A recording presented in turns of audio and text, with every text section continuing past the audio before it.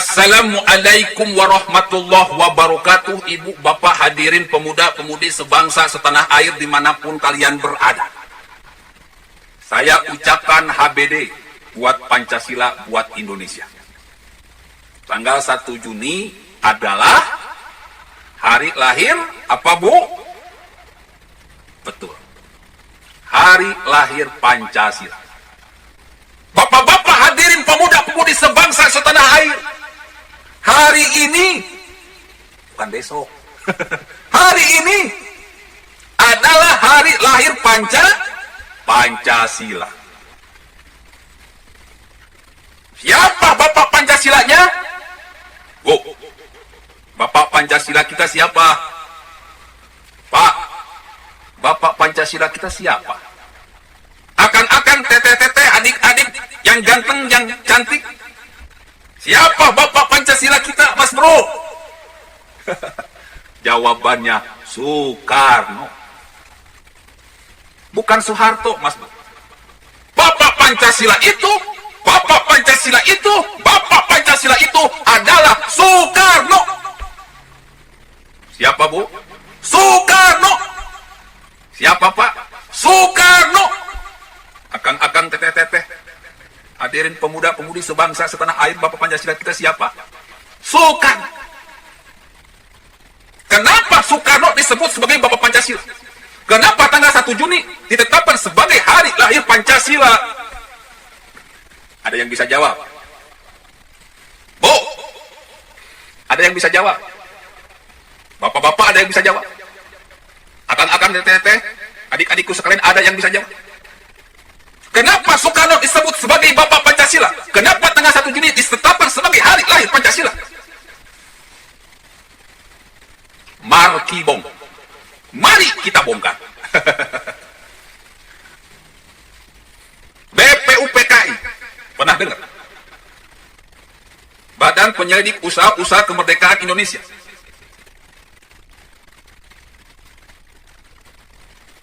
Bertujuan untuk membuat Undang-Undang Dasar. Cikal bakal MPR, Mas Bro. Di sidang BPUPKI ada 3 tokoh hebat di Indonesia yang mengusulkan dasar negara. Yang pertama adalah Profesor Dr. Muhammad Yamin. Siapa, Bu? Bapak-bapak, hadirin pemuda-pemudi sebangsa setanah air, siapa? Pengusul dasar negara. Yang pertama adalah Profesor Dr. Muhammad Yamin. Yang kedua, siapa, Bu? Bapak-bapak, hadirin pemuda-pemudi sebangsa setanah air. Yang kedua adalah Dr. Supomo. Yang satu profesor, yang satu doktor. Berarti orang-orang pintar, orang-orang hebat, orang-orang jenius. S3, Mas Bro. Dan yang ketiga adalah Soekarno, bukan Soeharto. Soekarno, Insinyur Soekarno, seorang ahli bangunan, seorang ahli arsitek, seorang ahli ilmu gedung, ilmu jembatan, mampu mengusulkan tentang 5 dasar negara, bahkan memaparkan dengan sangat jelas, detil, sekaligus bersama nama-namanya tanggal 1 Juni 1945. Sehingga hadirin semuanya terpukau dengan pidato Soekarno tanggal 1 Juni 1945 tentang Pancasila. Hebat, Bro. S1 bisa ngalahin S3. S1 bisa ngalahin profesor. Memaparkan Pancasila dengan sangat hebat. Jadi jelas, kenapa Soekarno disebut Bapak Pancasila? Dialah yang mampu menggali pemikiran-pemikiran yang dia punyai tentang Pancasila, tentang budaya Indonesia, tentang karakter rakyat Indonesia.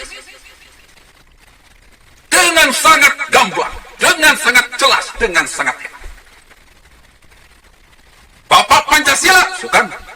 Kenapa tanggal 1 Juni 1945 ditetapkan sebagai Hari Pancasila karena ketika itu mulai pertama dicetuskannya kata Pancasila oleh Soekarno.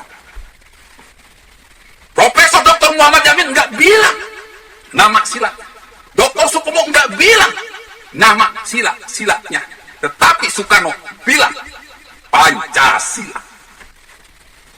Ngerti sampai sini ya? Ibu, bapak, hadirin pemuda-pemudi sebangsa setanah air, ngerti sampai sini ya? Maka setelah itu dibentuklah Panitia 9 dengan ketuanya adalah Soekarno. Karena Soekarno adalah penggagas yang hebat tentang Pancasila. Namanya sudah disetujui, tinggal diadakan penyelidikan. Menggali pemikiran Soekarno di Panitia 9 itu. Panitia 9 ketuanya adalah Insinyur Soekarno. Setelah dibentuk Panitia 9 maka muncullah kesepakatan. Dihasilkan sebuah mufakat, yaitu Piagam Jakarta. Piagam Jakarta ini lalu dibawa lagi ke sidang BPUPKI. Dibahas lagi. Diutarakan lagi. Akan dikukuhkan sebagai dasar negara yang resmi. Akhirnya terjadilah perdebatan, terjadilah permusyawaratan, terjadilah kebijaksanaan. Karena ada sebagian dari rakyat Indonesia yang tidak setuju dengan istilah menjalankan syariat Islam bagi pemeluknya.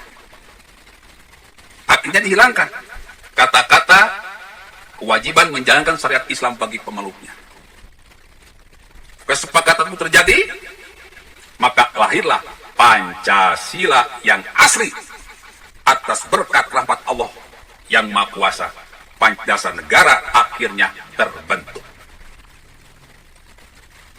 dengan resmi. Jadi jelas, ibu, bapak, hadirin pemuda-pemudi sebangsa setanah air, kita sangat beruntung. Kita sangat beruntung memiliki sosok seorang Soekarno.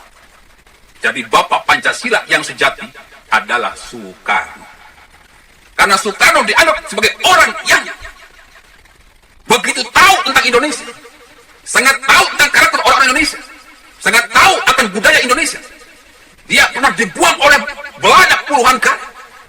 Bandanya bukan ampun. Pendiriannya teguh seperti beton. Dia terpilih menjadi Presiden Republik Indonesia.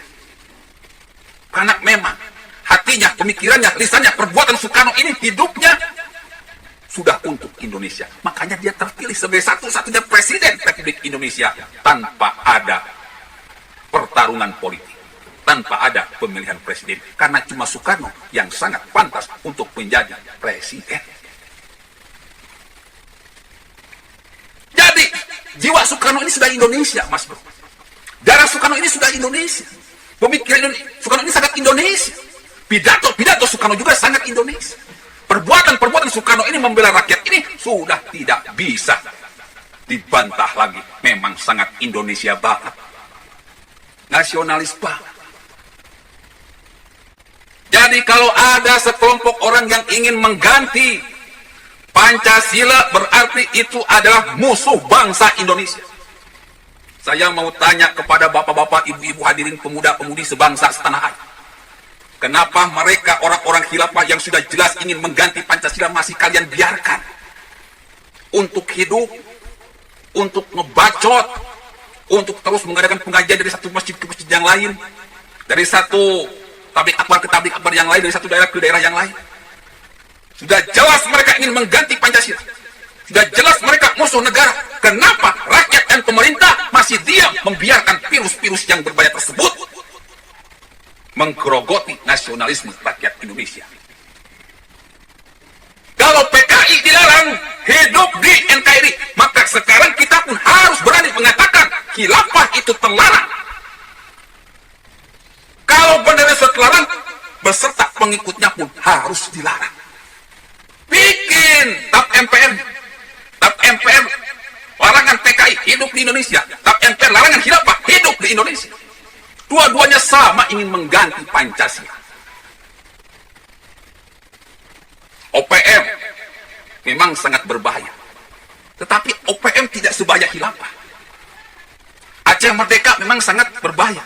Tapi Aceh Merdeka tidak sebahaya khilafah. Khilafah ini benar-benar sudah merangsek ke tubuh pemerintah. Ke tubuh TNI, ke tubuh Polri, ini sangat-sangat berbahaya. Kalau pemerintah tidak waspada, kalau rakyat tidak waspada, dalam hitungan waktu, dalam hitungan menit, dalam hitungan jam, bulan, tahun, Pancasila akan berganti menjadi khilafah. Fabi ayyi ala'i rabbikuma tukadziban. Nikmat Tuhan kamu yang manakah yang sudah kamu dustakan? 74 tahun Indonesia sudah merdeka. Hidup dalam keadaan tenang, damai, saling asah, saling asih, saling asuh. Kalaupun ada yang miskin, orang yang miskin di Indonesia masih mending daripada orang yang miskin yang ada di daerah perang. Meskipun katanya kita ini kelaparan, tetapi orang yang kelaparan di Indonesia masih mending daripada orang yang kelaparan di daerah perang, di daerah Suriah, Libya, Irak. Orang yang pengangguran di Indonesia masih mending dibandingkan para pengangguran yang ada di daerah perang, di Suriah, di Libya, di Irak. Kita ini harus membangun, Mas Bro. Tidak ada kepemimpinan yang sempurna. Tetapi di era Jokowi ini kita sudah bisa melihat sendiri pembangunan yang nyata di semua daerah. Jalan tol dibangun, jalan-jalan desa dibangun, anggaran desa ditambah, anggaran camat ditambah, anggaran kota ditambah, anggaran kabupaten ditambah, anggaran provinsi ditambah. Semuanya untuk mensejahterakan rakyat. Tapi memang malingnya terlalu banyak. Ketika anggaran ditambah, harusnya sejahtera rakyatnya. Ini malah para maling yang sejahtera karena malingnya terlalu banyak, Mas Bro. Ini musuh kita, maling. Ini musuh kita juga. Tapi nggak apa-apa. Step by step kita arahkan. Step by step kita tegur. Step by step kita nasihat. Kesusahan apapun kita, rakyat ini susah, menderita, masih lebih mending daripada kesulitan, kesusahan di daerah perang, di negara perang seperti Rusia, Suriah, Irak, Libya. Jadi jangan munafik, Mas Bro. Kita ini patut bersyukur.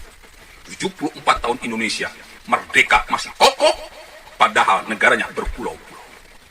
Kenapa? Karena kita punya Pancasila. Karena Pancasila ini masih ditaati oleh seluruh rakyat Indonesia, kecuali para pendukung khilafah. Oleh karena itu, dari Sabang sampai Merauke harus berani mengatakan, basmi khilafah, hancurkan khilafah. Cegah semua pengajian. Hancurkan semua pergerakan, penjarakan orang-orang yang teriak-teriak khilafah. Bahaya, Mas Bro, kalau dibiarkan. Makanya, ibu-ibu, bapak-bapak, hadirin pemuda-pemudi sebangsa setanah air. Ke depan saya akan mulai melakukan pengajian.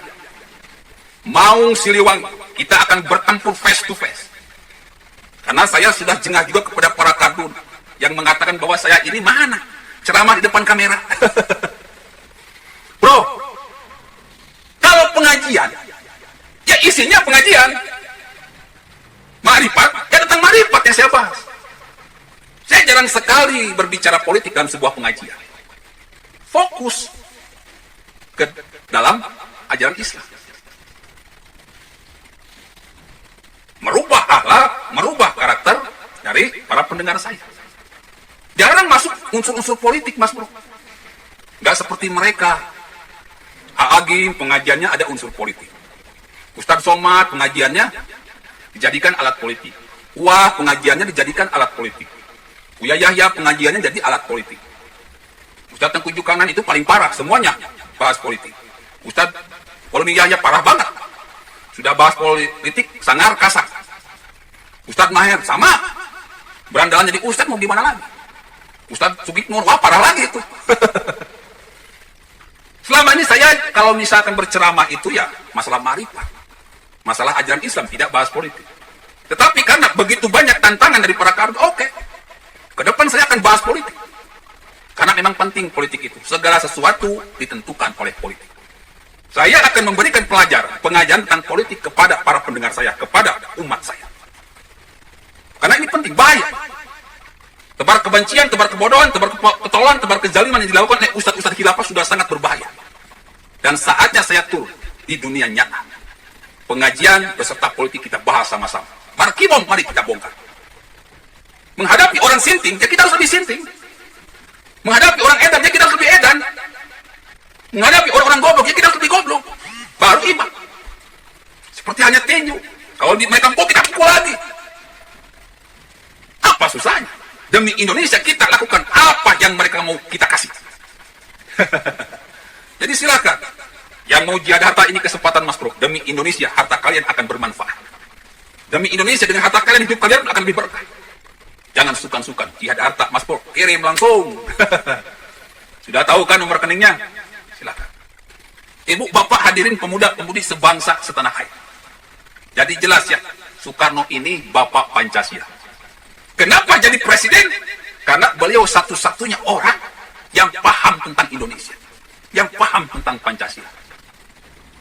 Makanya ketika Indonesia sedang dalam keadaan bebas penjajah, Jepang kalah oleh sekutu, Indonesia sudah dalam keadaan tak bertuan, Soekarno diculik Mas Bro, disuruh untuk memproklamasikan kemerdekaan Indonesia.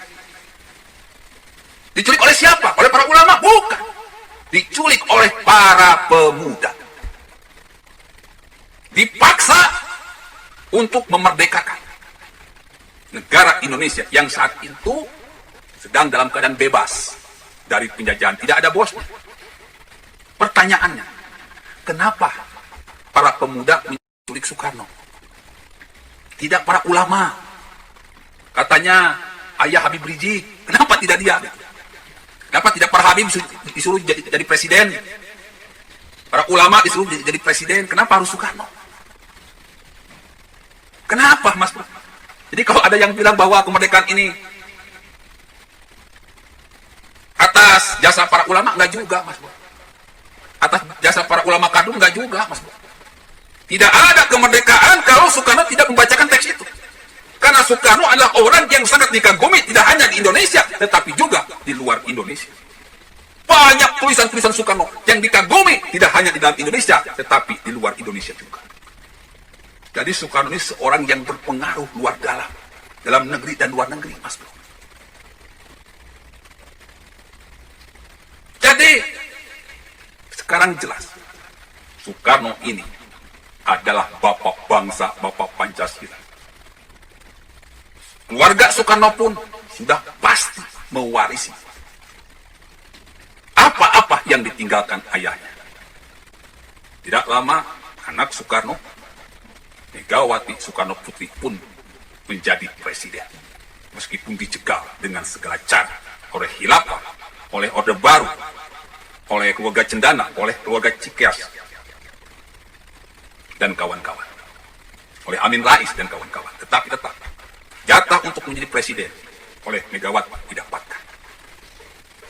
Soekarno sebagai presiden Republik Indonesia yang sangat kenal betul dengan Indonesia dijatuhkan oleh siapa Bu? Oleh Soeharto. Soekarno memang memerintahkan kepada Soeharto untuk memberantas PKI. Tetapi dasar manusia licik, PKI diberantas, sekaligus diberantas juga dengan Soekarno-Soekarnonya, dituduh sebagai PKI. Ini tidak masuk akal, Mas. Bawahan tuduh kepada atasan sebagai PKI. Bagaimana tidak kurang ajar itu orang? Kita sudah tahu banyak artikel yang mengatakan bahwa PKI ini sesungguhnya pecahan dari Sarekat Islam.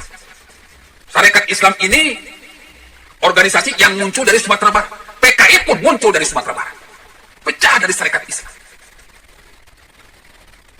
Memang susah Mas Bro kalau misalkan nasionalisme itu, orang-orang nasionalisme itu kebanyakan merangkul, tidak memukul. Harusnya ketika itu basmi saja orang-orang seperti itu yang membahayakan NKRI. Seperti sekarang lihat Jokowi, Megawati.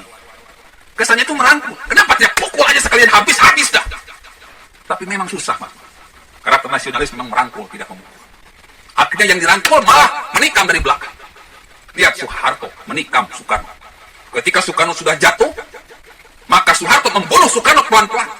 Dipenjarakan, sakitnya pun tidak diobati. Sampai mati. Jadi yang membunuh Soekarno ya Soeharto. Menikam dari belakang. Mendapatkan kekuasaan dengan cara-cara yang jahat dan zolim. Maka Maka jangan aneh kalau sekarang keluarga Soeharto menuduh terus-menerus kepada keluarga Soekarno sebagai PKI, kepada PDI sebagai PKI, karena dia pernah berhasil menggulingkan Soekarno dengan isu PKI. Jadi jelas, yang teriak-teriak PKI itu siapa? Keluarga Soeharto, pengikut Soeharto. Betul kata Gus Dur, bahwa PKI itu mainan Soeharto. Alat untuk mendapatkan kekuasaan, dia teriak-teriak PKI. Dulu sukses, sekarang belum tentu, Mas. Rakyat sudah cerdas. Mana bajingan, mana pahlawan, rakyat sudah tahu. Bahkan sekarang ulama-ulama NU mulai memberikan rekam jejak bagaimana biadabnya Orde Baru, bagaimana biadabnya era Soeharto. Ibu, bapak, hadirin pemuda-pemudi sebangsa setanah air, jangan aneh. Jadi PKI ini memang dirancang oleh Soeharto untuk menghancurkan Soekarno. Kau yang bikin, kau yang teriak. Maling teriak maling namanya. Coba lihat video G30S PKI. Siapa yang bikin? Soeharto. Pergerakan G30S PKI siapa yang bikin? Soeharto. Yang bunuh PKI siapa? Soeharto. Kau yang bikin, kau yang teriak, kau yang basmi, ya Soeharto. Kalau sekarang para pendukung Soeharto, lihat, orang khilafah, kaum radikal, para pelacur politik, mereka sablon sendiri, mereka teriak-teriak sendiri, mereka bakar sendiri bendera PKI, percis.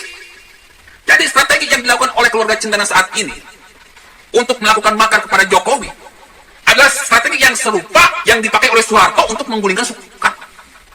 Mudah terlihat, Mas. Strategi basi ini. Sayang sekarang ada medsos jadi susah.